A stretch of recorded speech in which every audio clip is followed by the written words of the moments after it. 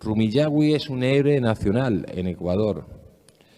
Y es curioso, porque después de ser derrotado por Benalcázar, pues mató a todas sus mujeres, mató a todos los indios que pilló por ahí, quemó cosechas, destruyó la ciudad de Quito.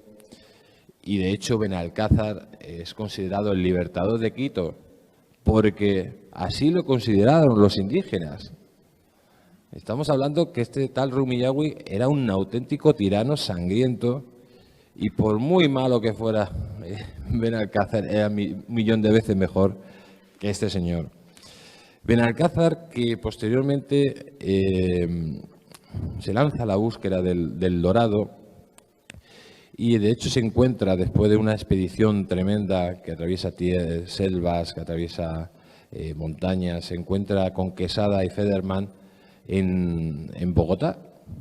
Y ahí por casi se produce un enfrentamiento brutal, ¿no?, entre los tres conquistadores.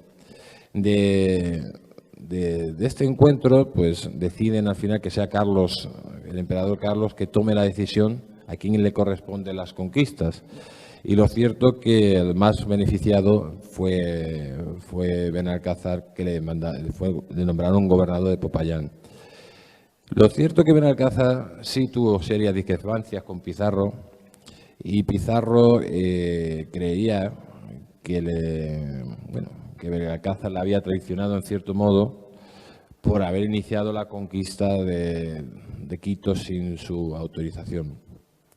Y en definitiva, para terminar con él, por desgracia, pues nuestro conquistador utilizó el mal del poder contra una persona respetable allí, y para que vean, cuando se utilizaba mal el poder, la corona, las leyes españolas se aplicaban. De hecho, fue condenado a muerte y no le mataron porque pidió permiso para ir a España para intentar defenderse, pero murió enfermo en Cartagena de Indias.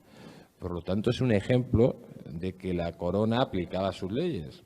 Y por lo tanto es como cuando hablan de forma tan genérica que este señor es bueno, este señor es malo, pues seguramente aquí en Córdoba pues habrá gente que haya hecho algún asesinato o alguna violación. Eso no quiere decir que todos los hombres de aquí y mujeres sean asesinos y violadores, como pretende la historia, que siempre marca esos puntos muy concretos. Pone la lupa sobre los problemas o sobre los excesos, pequeños excesos, y luego las grandes gestas cogen y la tapan totalmente. Pues yo creo que para luego abrir el debate, si que ustedes quieren hacer preguntas, voy a hablar de dos conquistadores bastante conocidos y hacer un pequeño resumen sobre la conquista del famoso oeste, ¿no? Y yo creo que el gran conquistador que está vetado en México es Hernán Cortés. Hernán Cortés, que aunque en el libro decimos que conquista México, hay que recordar que no conquista México. Hernán Cortés no conquista México porque México no existía cuando llegó Hernán Cortés. Por eso Hernán Cortés es el padre de México, ¿no? México nace a partir de Hernán Cortés y de su gran gesta. De Hernán Cortés se ha dicho muchísimas cosas, ¿no? Pero yo creo que hay que destacar que fue una persona que está al nivel de Julio César, que está al nivel de Napoleón, que está al nivel de los grandes estrategas mundiales. Gran diplomático y un estudioso, muy estudioso de Alejandro Magno, ¿no? Y de hecho eso lo vio. Cuando llega a México, y voy a contar una anécdota porque cuando estuve en Cozumel, que es la primera isla que llega de México, cuando llega a Cozumel, bueno, que lógicamente pactó con los indígenas y no hubo ningún enfrentamiento de ningún tipo, pero yo cuando estaba en Cozumel preguntaba dónde fue el encuentro, dónde llegó Hernán Cortés. Nadie sabía, nadie quería contestarme. Y digo, bueno, si esto que vienen aquí 3 cruceros al día llegan a Cozumel, digo, es un hecho, bueno, para hacer un sitio histórico de visita de turistas. Lo tienen totalmente ocultado. Bueno, te vas al Museo Municipal de Cozumel y lo que ves es un alegato brutal de la leyenda negra, ni dicen en el Museo de Cozumel, en ningún momento nombra que llegó Cortés de forma además pacífica. Lo único que se dedican es a hablar de que hubo expediciones para capturar esclavos, de que hubo torturas de los españoles y poco más. De hecho, hicimos un pequeño reportaje de la situación y era dantesco, es decir, pero bueno, el personaje histórico más importante que tiene México, es que no tiene otro más importante, ni es Pancho Villa, ni es Zapata, es Hernán Cortés. ¿Quién es Pancho Villa? ¿Quién es Zapata? Si eran dos, bueno, no voy a decir lo que eran, pero todos desarrapados, nunca mejor dicho. Pero por eso, ¿por qué niegan a Hernán Cortés? Pues yo creo que lo niegan por una sencilla razón, porque la independencia de Hispanoamérica no tenía ningún sentido. La independencia de Hispanoamérica se produce principalmente por dos grandes potencias, por Inglaterra y Francia, que mandan a sus agentes, porque los libertadores que hablan eran traidores que generalmente trabajaban al servicio de la masonería.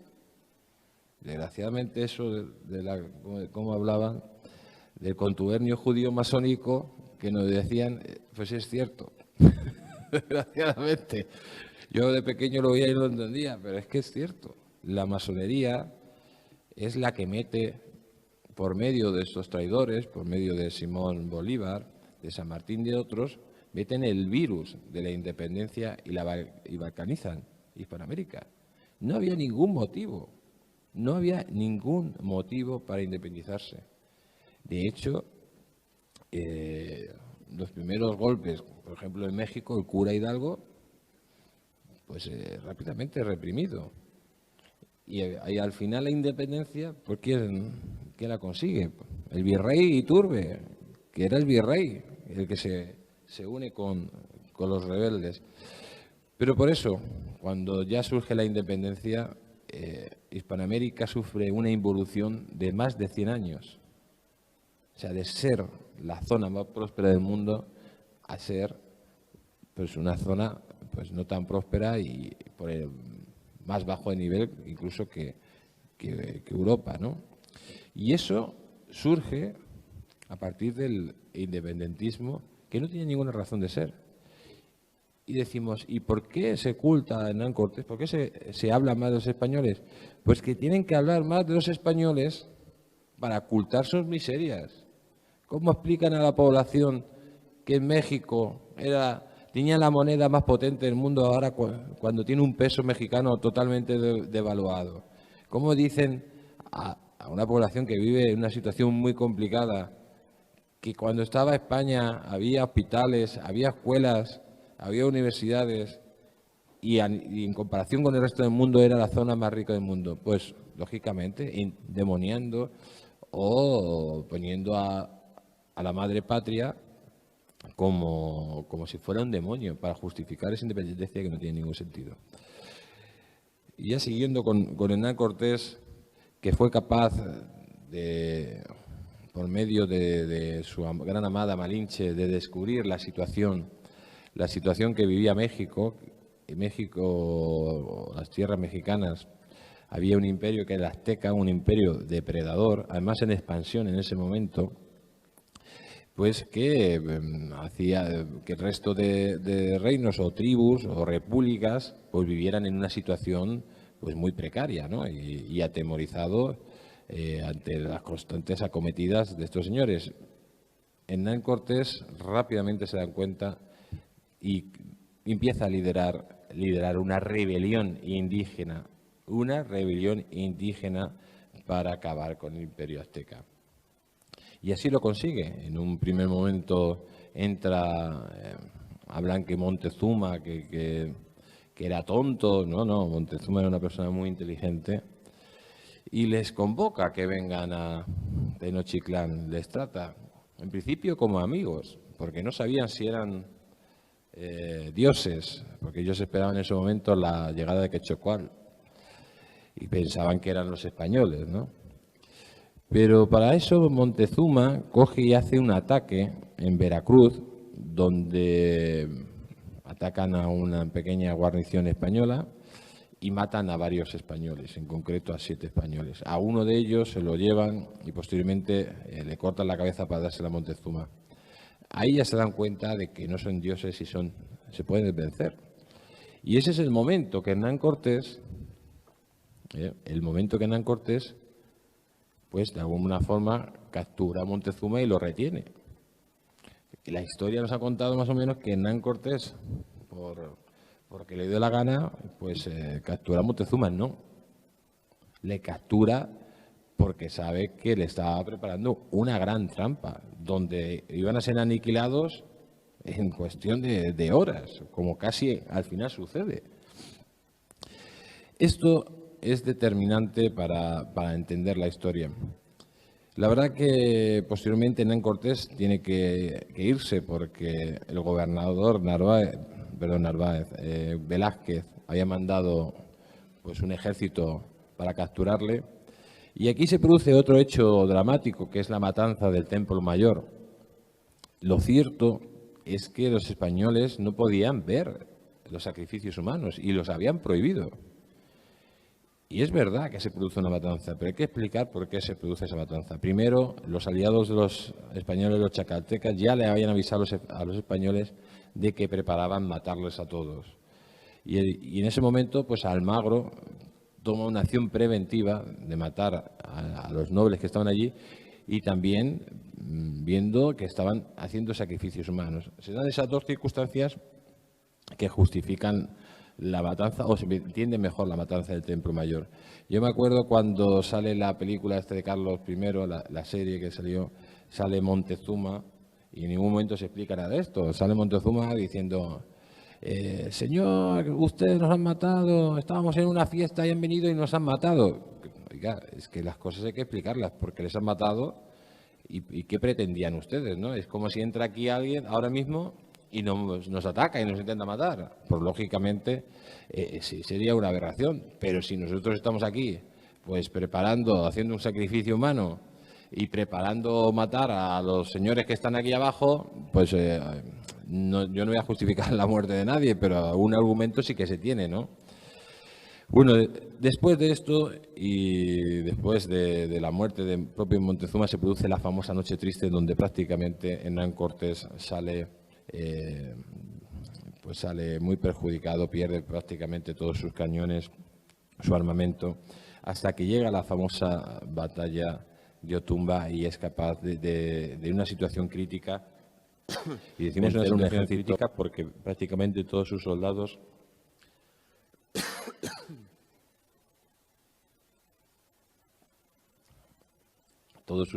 estaban heridos, sus aliados aztecas, chacatecas también estaban heridos, y cuando estaban rodeados prácticamente por todos estos grandes guerreros aztecas, Hernán Cortés toma una decisión crítica, que es intentar capturar al cacique que dirigía toda esa turba humana.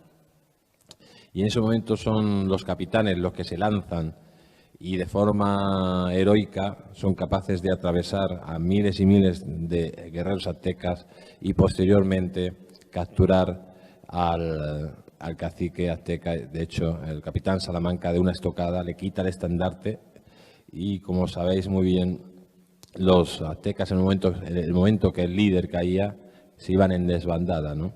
A partir de ahí ya la conquista de México fue bastante factible. Y lo cierto que es lamentable, ¿no?, que Hernán Cortés, lo decíamos antes, esté en una pequeña iglesia, su tumba, que haya sido asaltada por los indígenas, que México reniegue de Cortés y que también España reniegue de Hernán Cortés, ¿no? Hablaré de otro conquistador muy concreto y muy rápido, de Francisco Pizarro.